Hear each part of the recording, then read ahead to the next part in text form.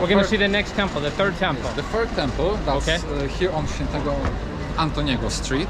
It's a Roman Catholic church, and it's actually the church of Saint Anthony of Padua, so the same patron saint as the street. And that's a bit older church. It was built in the construction started in 1685 and finished in 1692. And it's unique because despite many wars and conflicts that touched Wrocław, this church actually miraculously survived all of them. It was never damaged during the war, even the Second World War, where so much of the city was destroyed. Wow. It's quite a popular church. People in Spain would say that's a miracle. Yeah. It's quite a popular church. So let's take a look at it. Here it is. Yeah. Here's the church. There it is. Yeah. And we see people slowly gathering for the evening parties around. But I think there will be something in the church also. We have an effigy of Jesus here as well on the cross. How about that? And you said those people are there going in for mass now? I don't know, maybe. I don't know if I'm not really religious, so I don't know if there will be some mass here today or maybe some ceremony. Right. So this is a nice street though. I like it. It's seems like a lot of life going on. It's very fun. Yes. You've got a lot of bars here, a lot of restaurants. A lot of restaurants. Yeah. So that's the place with ribs. So is this mostly young people come here, older people, or everyone? All people come here. Oh, okay. So let's go. So we will be now turning here, going into this gate. It looks pretty shitty, but don't be fooled. It's not shitty. It's actually artsy. Oh, okay. So sometimes it's very difficult to make the distinction. But for a moment, let's also look behind us. All right. Because I love that house. Oh yeah, that is cool. I find, in my opinion, it's one of the most beautiful townhouses in Wrocław, and it pains me that it's still in quite a dirty condition. They did not yet refurbish it, but I love it. It's just I'm always impressed by this house when I come here. Yeah, so it's very nice. I hope they will one day they will do something with it. And right. It will I mean, it's not in horrible condition, but it just could use a touch up. Let's put it that exactly. way. Yeah. So let's go on in here and check this out. Let's go here. So this passage. Okay, here it is. So you got the art here. So it's actually a very artsy place. So there's a lot of art galleries and art institutions there on the courtyard. There's also a center for helping Ukrainian refugees there. Oh, nice. Okay. Oh, yeah. You can see the artwork here. Yeah. No, I haven't been in here for sure. There's a lot of cool places here in Wrocław. There's a lot of stuff to see. Some of this stuff I wouldn't have found without Dominic, so thanks to Dominic here. Oh wow, check this out. And here we have something that's called the Neon Lights Museum. Oh wow, I actually heard about this online, the Neon Light Museum. Yeah, so I was wondering where it was, and here it is. Okay. Yes. So neon lights were once very popular in Poland. Okay. In the 80s especially. But after the fall of the communism and when the 90s started and we had this kind of dislike for everything that was connected to communism and this really giant craving for things that were coming out of the West, and the neon lights kind of became maybe a bit tacky. People started to think about them as tacky, and they became a symbol of communism. But we like neon lights in the United States too. You'll see a lot of neon lights. Yeah. So people started constructing new ones, but when all their shops or institutions that had them were closing, people started to bring them here. Wow, this is very cool. Created this kind of museum. So this is very cool, guys. Check it out. So the one on the top, that's from the main train station. Oh yeah, I noticed that. Yeah. Yeah. So yes. So that was taken off during the renovation of the main station in 2012, before the Euro Soccer Cup. Check this out, guys. This is amazing. This is very cool. I like it. Glad you like it. Yeah, this is cool. And yeah, so and that's the Any other interesting signs you could point out? So we have, what do we have? We have Grand Hotel there. I see it's not working anymore. Right. Electro was maybe a shop with electronics, or maybe a factory doing electronics. There we have Kwiaty, which means flowers. So it was a flower shop. Okay. In the middle. Hermes, that's the Greek god, and I think it was a shopping, like a shopping plaza. There's a brand, like a ritzy brand too, or like a rich brand named Hermes also, but I think it's just something different. So they are mostly from. So there's from a cinema, Kino Warszawa, cinema Warsaw. Okay. So all the way from Warsaw. The cinema actually still exists. It now has a different name. It's not far actually from where you live, but it's also pretty much hidden. So you need to know where it is to find it. These are obuwie of our place. That means shoes. Shoe store. All right. There's another cinema, so Kino Ognisko, which means a cinema fireplace. Ognisko means fireplace. Okay. So quite a lot of them, and I know I think there for smaller ones there is a museum here that one can visit. So, and there's a number of other art institutions. And what is this here? A cafe and a pub, and I think a hostel also. This is a pub and a hostel. Yes, and it's a very nice place, and particularly when it's dark, you can come here, grab a beer. Yeah. There will be a lot of young people, and the atmosphere created by the neon lights. So that must look cool at night. You're yes, right. differently colored. And what is lighting. going on here? They're selling beer. Yes, that's like a small outdoor pub. So they have different beers here and drinks, and you can sit there and have something to drink. Got some stickers here. What are these? I don't know. That's actually the menu. So that's the menu. Oh, that's cool. Oh, that's very cool. So those are the beers. I think these are drinks. Yeah, the shop. So the beer is Żywiec, yes, and Namysłów, and I think the rest there's Sopica, so that's a vodka shop. So various alcohols. And here on the left, there's a place for refugees. So where people, for example, from Ukraine and other places, they can come here and get help and that's guidance. And that's here. Right here. It's okay. also, you know that it's also. I don't know if it's the same place, but I don't know also that here is also quite an important place for the LGBT community in the city. Oh, okay. And there sounds like there's a club in there or something. So a lot of party places around this district. We've got some very cool graffiti here as well. Murals. This is a very cool area here. Wow. So I really recommend if you have time to one day come here. Kultura do zwierząt. Z kulturą do zwierząt. It means approach animals with culture. Oh, so that's hard word to say. How do you say it again? Z kulturą do zwierząt. Zwierząt. Yes. Zwierząt. Oh my god. That is so hard for an American to say. The other one I could say, but that's a nice. That's a nice mural here. Yeah, they're all very cool. This is nice. And we'll pass through this gate and we'll go on to the last temple? Ruska Street. So Ruska, don't confuse it with Rosyjska, because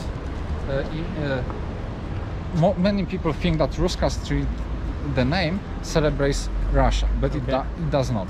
So if it would celebrate Russia, that would be Rosyjska Street, but it's Ruska. It actually celebrates a state that existed in Middle Ages, and it was called the Kievan Rus. It was a state created by Ukrainian people. It was a very large and powerful state back then.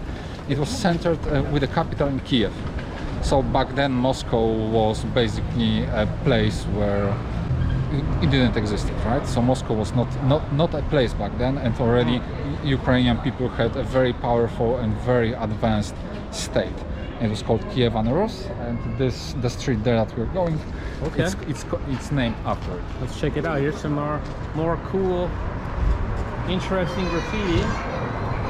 Okay, so we made it to the area where the fourth temple is. Yes, we passed Ruska Street. Now we on Świętego Mikołaja Street. So Święty Mikołaj is Saint Nicholas. Okay. So the one that brings presents. And Wait a minute, I think I know this one. And in front I do know this one. This was one of the first days I stayed. I rented an apartment and I stayed on the other side here. Yes. Near exactly. here. You remember? Do you remember the video? Yes, Okay. I remember the video. Yeah, and yeah. that is an Eastern Orthodox church. Okay, so here it is. Yes. So I do remember this street here. I actually stayed in a apartment down around there. So yes, so that is an Eastern Orthodox church. Okay. Eastern Orthodox. So is the second most popular denomination in Poland after Roman Catholicism, and of course with so many people from Ukraine now in Poland, they for sure got many new people who regularly attend this church. So I actually had a chance to go inside once. There was like this walk with a historian around the district. We went inside and the priest who is in charge of the temple showed us around and told us a bit about it. It's quite nice inside, and that's the fourth temple. So we have the synagogue, the Protestant church, the Eastern Orthodox church, and the Roman Catholic temple. Okay. And in this very small area, and all four live in peace, all the four groups, and the church has actually established a special institution that gathers people from all denominations. That its goal is to promote unity and various ecumenic cultural events and things like that. So I like the clock there. It's very nice, the clock. You can see the side of the church here. It was actually a hospital. So this was a hospital. Yes, here. and it closed a few years ago. When I came to Wroclaw, it was still operating, but I'm not 100% sure. And it was bought by investors not long ago, and it was completely renovated and turned into a very expensive and exclusive apartment. So now this is one of the best addresses in the city. And on one side you have this quiet street, so there's still some noise from trams from behind the church, but it's relatively quiet. And on the other side you have the green area of the city moat. We actually turned there in I was there when I stayed in this building. I actually stayed in this building right here, the white one. Yeah. This is where I stayed. So the brick one, it was I know for sure that the brick one behind that we just passed, that was a hospital. I think this building was also part of the hospital complex. Okay. I'm not 100% sure about that, but I'm 90% sure that it was part of the hospital complex. Right. We'll turn left here and we'll pass to the other side to the moat area. And so already we saw the four temples, right? So the main event of our trip is already done, but there are still a few other things that I wanted to show you that are very interesting. Okay. So so now we are inside. So that is the moat area. So it's a green area. There's a great children playground there, and behind the trees. I actually used to, each time I'm here on a walk, there's always a lot of children here, and I remember something that was really striking to me. That was a bit more than 1 year ago. So the moment this whole complex opened, that coincided with the start of the war in Ukraine. So well, just a coincidence, right? So, but it's quite new, and I know for a fact that apartments here are very expensive, very expensive. Okay. And yet, when the refugees from Ukraine were coming here, so that was that hottest period, where each train that came to Wrocław had multiple people from Ukraine. Okay. When I was walking through here, a lot of the children that were playing here were Ukrainian, which meant that even despite how pricey the apartments here were, and that people bought them for investment, they still made them available to those people in need, to people who that's came wonderful. to Wrocław and were looking for homes. Wow. Probably they did it for a time until those people can find jobs and can find something for themselves. But it was very kind of very uplifting for me that even such an exclusive place and pricey apartment were made available. So kind of a nice story. Yeah, for sure. Yeah. Yeah, I know Polish people have been very welcoming to the Ukrainian neighbors in need right now, obviously.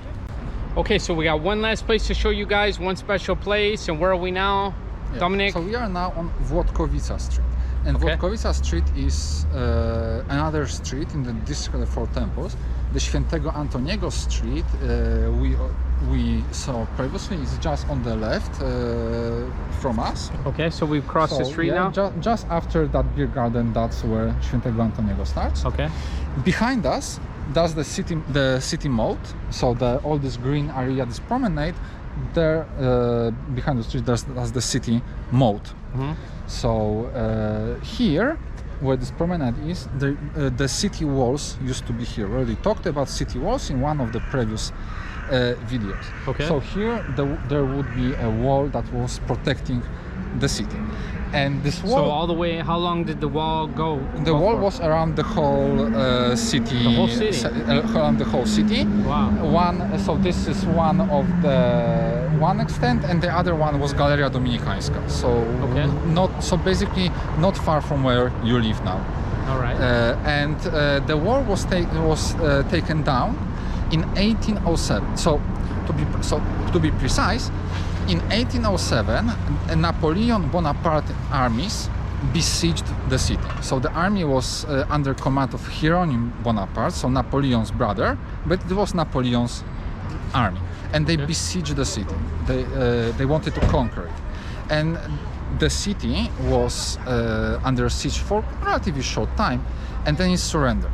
And one of the conditions for surrender was that the city had to tear down its walls. And actually the city was pretty happy about it, because the city was growing, and but the walls kind of created this idea that everything needs to be behind walls, and there was not enough space. So real estate was expensive, houses were small, but the city was really needed to expand. So actually the people running the city, they were not really unhappy about this need to tear down the walls. And indeed, when the walls were brought down, the city exploded in size and importance, and many of the areas, the best areas of the city, were built outside what would previously be the city walls. But what is interesting at the place that we are is actually the house here. And it's a very unassuming house. We see one of the funeral homes here. Okay. But what is interesting are those black dots on the walls. Okay. And these are the cannonballs that the Napoleon army in 1807 was shooting at the city during the siege. Wow. Those cannonballs were going over the city walls and were hitting this house and got stuck. And you can see the holes. You can see large holes in the wall. So these are so those black dots actually the cannonballs. You can see these much better than the other video with the gunshots. Look at that. There's some right here, even on the lower floor. Wow. And so there we have like this large round ball. Okay. That's next to the middle window, we see it. Yes. So that's a cannonball. Wow. And they are stuck here since 1807. And at that time, this was actually part of the Jewish community. It was a Jewish funeral home. Okay. A lot of funeral homes in this area. Now I think it's just a house. Right. And we have some funeral home at the ground floor, and a place to get ice cream. So there are quite good ice cream here. Not a lot of people actually know about this. For most people who pass this place, kind of have no idea what those are. And even most people from Wrocław are very surprised when they find out that these are actually cannonballs, and Napoleon Bonaparte from 200 years ago. How about the army of Napoleon Bonaparte but the siege was commanded by his brother. His brother, okay. Yes. So yeah, so that was the last thing I wanted to show you in this district. There are a few other cool places here, so we didn't see everything. Don't think so. Maybe we'll save it for another time. Yes, maybe we'll save it for another time. And now let's go get a beer. Yeah, so, that sounds good. That sounds good, Dominic. Yeah. Okay, well, that was pretty awesome. Thanks again to Dominic. He never fails to deliver. We always enjoy having him on my channel. Thanks again, Dominic. Yeah, my pleasure. And we'll see you guys in the next video. I'm the Travel Addict guy. This is Dominic. See you next time. Do widzenia. Do widzenia.